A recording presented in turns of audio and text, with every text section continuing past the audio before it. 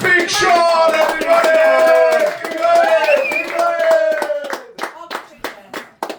Hey up!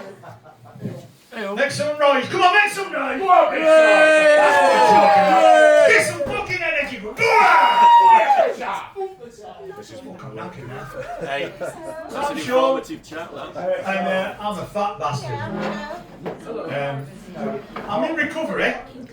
It's 39 days since my last takeaway. But I've seen fucking Dixie Chicken across the road.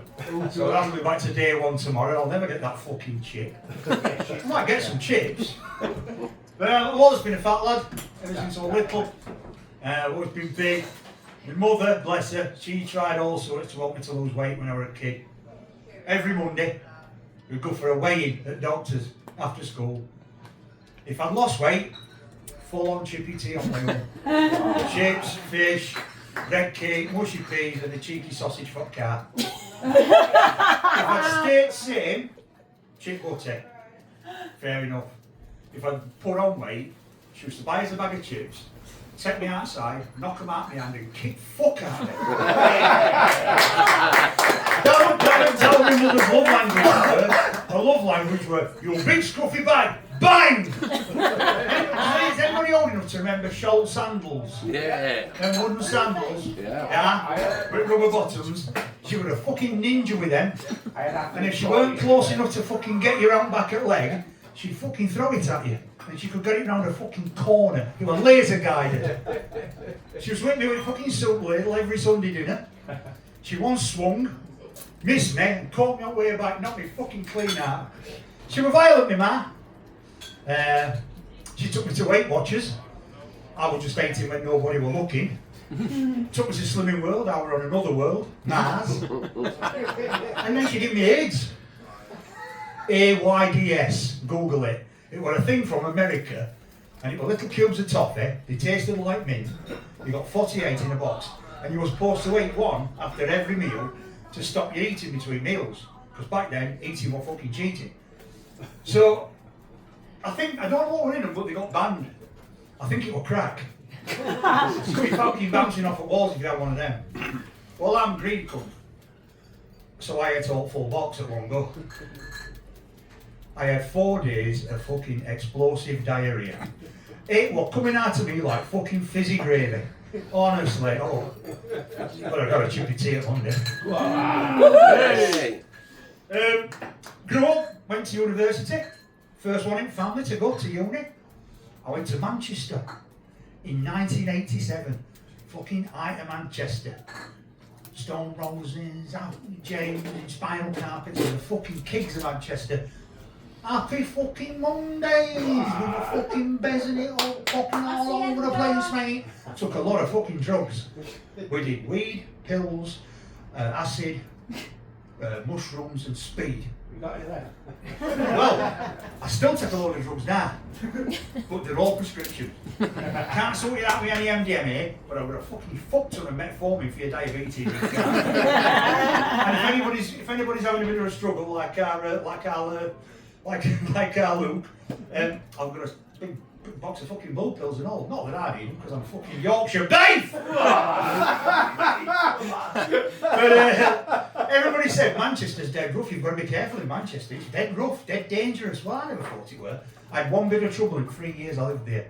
I was coming back from a night out. I'd got a kebab, and I was coming back to our Olsa residence, and there were two lads, two little scallies, throwing bricks.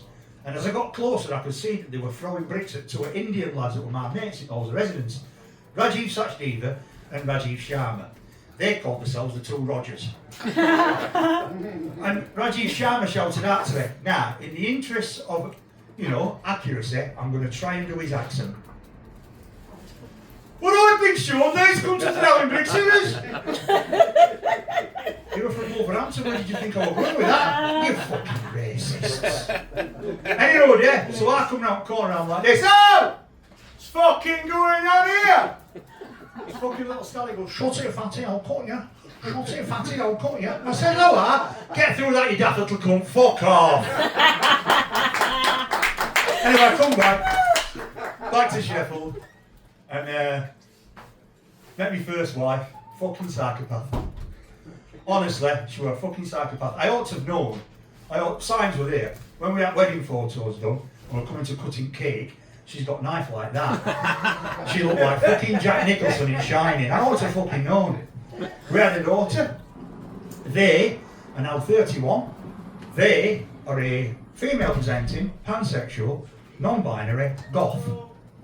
She got the goth from me. They're married to a male presenting, non-binary, pansexual arsehole. Honestly, she walks all over him. But I think he likes it. In fairness. They don't want kids, but I've got a grandchild. It's a snake called Doodle. I tell you what, it's no fucking daft from the something names at school round our way. Honestly. Any road. So, when I'd done with that, went on dating scene. Who's been on dating apps? Anybody on apps? Amy, you want apps? Not anymore, but it was. Oh yeah, but you're young and beautiful. Thank you. You have got it all. You've got your Hinge, your Bumble, your Tinder, your Grindr, your what's the other one? Show Up. You've got all sorts, right? I'm 57. When I was dating, we had fucking dial-up internet, and we had 2 websites, Match.com. There were no fucking porn when I was back then, like kid. Like I say, you young'uns, you fucking got it all. Do you know what we've got? Do you know what we've got at my age? A slow fucking wait for death. Waking up every morning thinking, oh, I'm fucking still here. That's what we've got. But you've got it all. And I tell you, Match.com, they wanted 50 quid a month to be a member. Yeah, 50 quid a month, and that's in like 20 years ago. Right? I'm a Yorkshireman. I'm half foot paying 50 quid for a folk. No way. Another one, and it's still in existence now. And some of you, and if anybody says you've not heard of it, you're a fucking liar. Plenty of Fish. Who's been on Plenty of Fish? You're on it now? Does it still work? Oh, you're not, are you? Oh, for fuck's sake. Does it still work, Plenty of Fish? Well, I think it should be called Plenty of Fish Fingers because there's some smelly bastards on here. Oh, it's fucking rough. I haven't been having it any day. Oh, that's alright. That's alright. Thank God for that. If you find my profile, don't. Anyway, so I went on there. I've got up one Saturday morning, waiting for a message. I get out of bed, go downstairs, put computer on, put modem on, and of course it's making all squeaking and barking and wanking noises. You all remember dial-up internet, don't you? Sounds like fucking R2D2 having a wank. And went to have a cup of tea, went upstairs, had a piss, had a shower, come back downstairs, had a bacon sandwich, went to the paper shop on the corner, come back, had another cup of tea, page were half loaded. So I waited another half an hour and finally it loaded up. There was a message waiting for me. The message said, "Sure, you have a message." For fucking getting. Yes, this could be Miss Right. Or at least Miss Right now. Opened it up. Now I'm gonna have to. This is upsetting this, so I'm gonna grab a stool. It's upsetting this, honestly. This is gonna make you feel right, sorry for this. It might make you cry. It might. Open the message and it said this.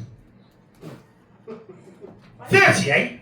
That looks more like 58. You fat ugly bastard. Get that nipple chewed off your face, get your teeth sorted out and lose some fucking weight, you horrible ugly cunt. It's such a gentle stuff. That was day I left Plenty of Fish. And he's right, it was day I found out my mother were on Plenty of Fish. Punchline stealing fucking grass. I've been there. But then I did meet somebody. And honestly, she's the love of my life. We've been together 16 years. And we've been married for 14. And honestly, you're not going to believe me, couples in room, but this is a hand on heart. There's no couple. In 16 years, we've never, ever had a full-on, stand-up, blazing row. Now, I'm not saying we don't fall out. You know when you're hungry and tired, you're very hungry, don't you?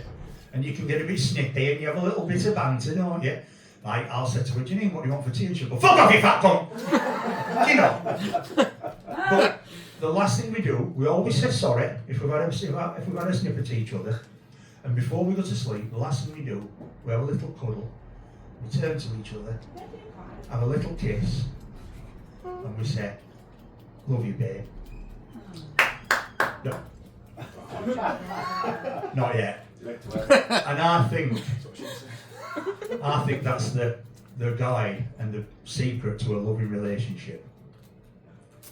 And the reason she's been with me for 16 years is because she knows that I like eating pussy so much, I will go down there all night, 3, 4, 5 hours, until her legs are fucking shaking, she can't walk, and she's screaming like a fucking banshee. So I'll be down there going, she's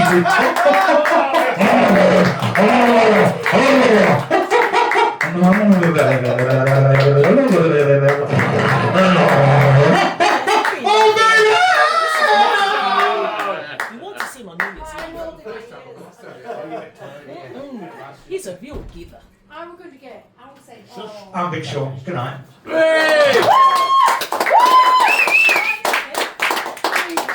it up again for Big Sean, everybody! I mean, the best bit of that was that, what was it, Yorkshire